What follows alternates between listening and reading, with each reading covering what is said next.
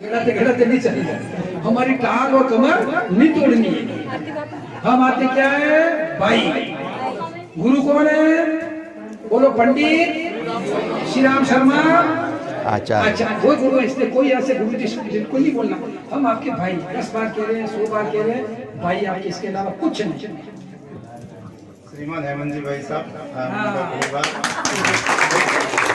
7 दिन से अपने गांव में जो भी प्रक्रिया कितनी अच्छी बातें अपने को सुनाई है और अपन सुन रहे हैं, इसमें से कुछ नहीं तो 50% अपन वो अपने गले में अपने हृदय में उतार देवे तो भी अपने लिए बहुत बहुत बड़ा स्वर्ग की तरफ अपने को रास्ता दिखेगा। और 7 दिन के अंदर जो हमारे गांव से बच्चों को और किसी से भी तकलीफ हुई है भाई साहब को, तो उसके लिए हम माफी मांग रहे हैं पूरे गांव की तरफ से। और ऐसा का ऐसा हमारे को दोबारा हमारे गांव में पधार के ये दक्षिणा ये थैली आप अपने पास ले लो, फिर वहाँ ले आना मंदिर पे। देखा ना देखा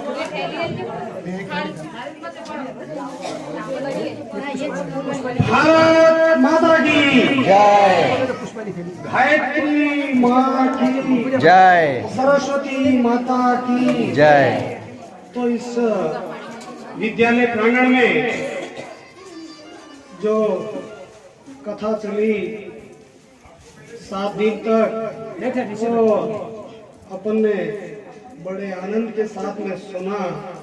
और हमारा सौभाग्य है कि ये मायन नगरी वास्तव में धर्म नगरी बना दी।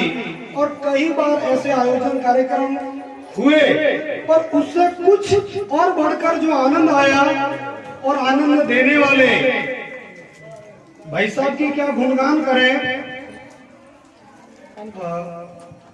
इस परिसर में विराजमान सभी माताएं, बहनों, सभी पिता तुल्य बुजुर्गों, युवा साथियों, प्यारे छात्र छात्राओं और बाहर से भी पधारे हुए सभी श्रोतागण, व्यवस्थापक संभालने वाले भाई कल्पेश जी, हम समस्त ग्रामवासियों की ओर से, कथा सुनने वालों की ओर से भाई साहब आदरणीय परम श्रद्धेय हेमंत जी भाई साहब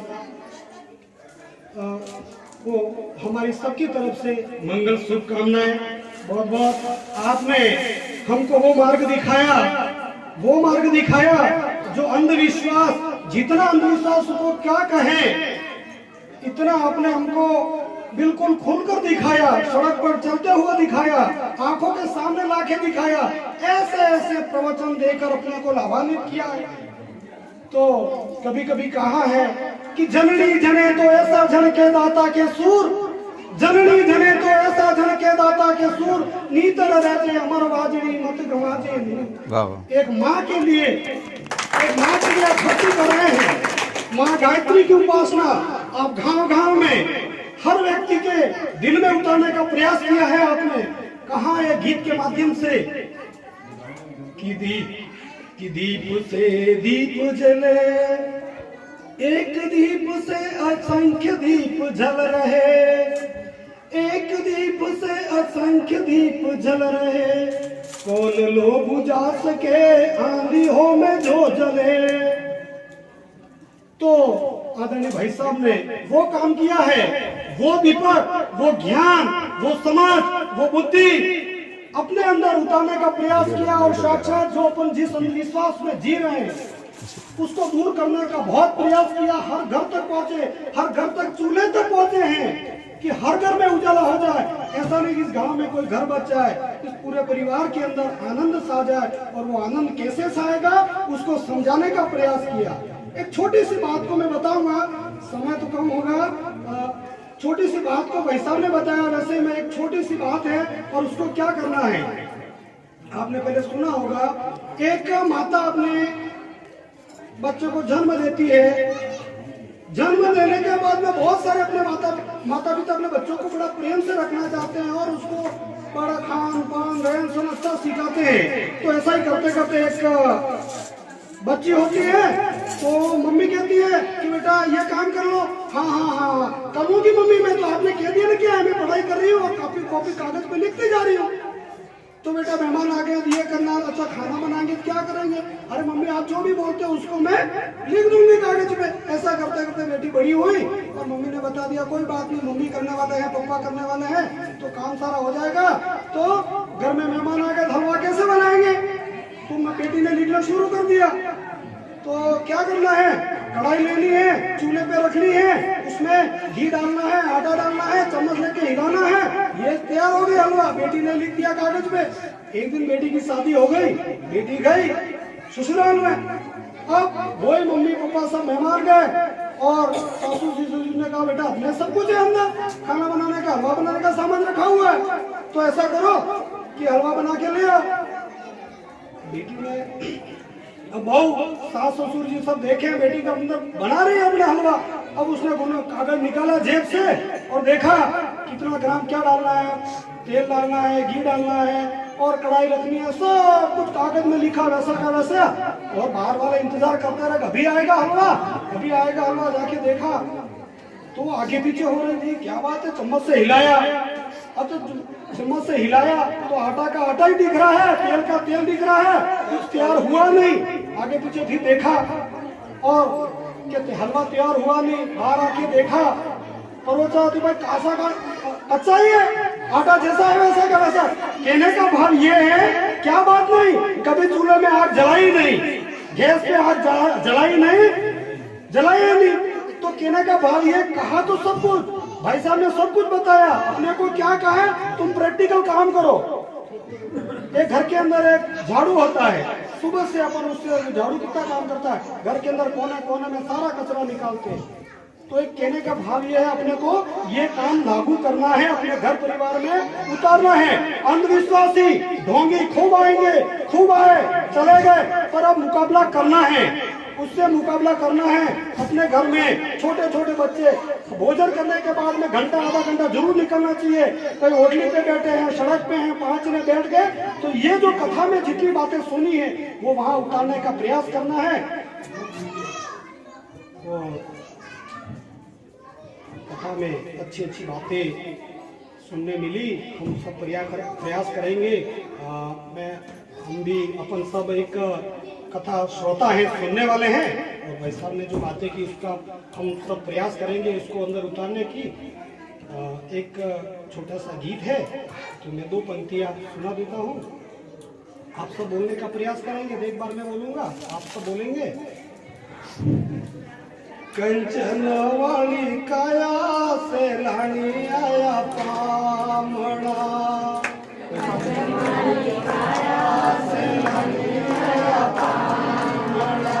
भाई रे एक दिन जावाला पाचारे नहीं आवाला, भाई रे एक दिन जावाला पाचारे नहीं आवाला। करता में तो कर लो रे जगत वाला काम रे,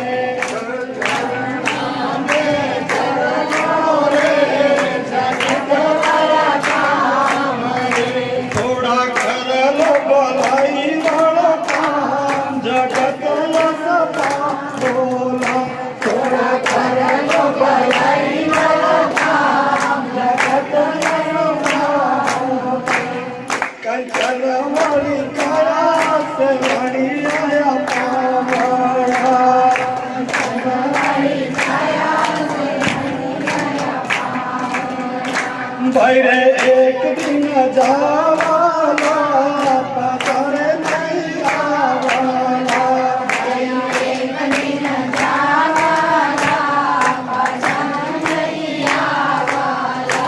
भाई बेड़ा में बोले लो रे जगत रामेड़ा, तो भाई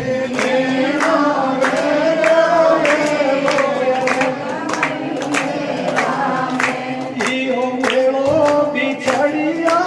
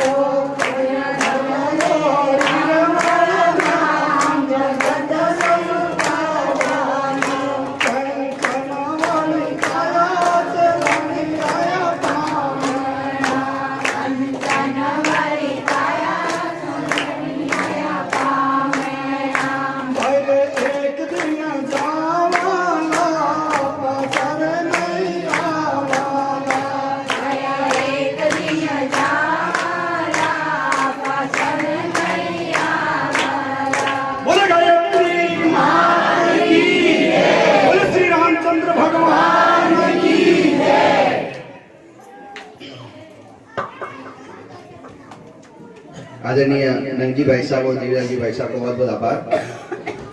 नाथूलाल जी भाई साहब से निवेदन शॉर्ट में अपने 2 शब्द आभार स्वरूप।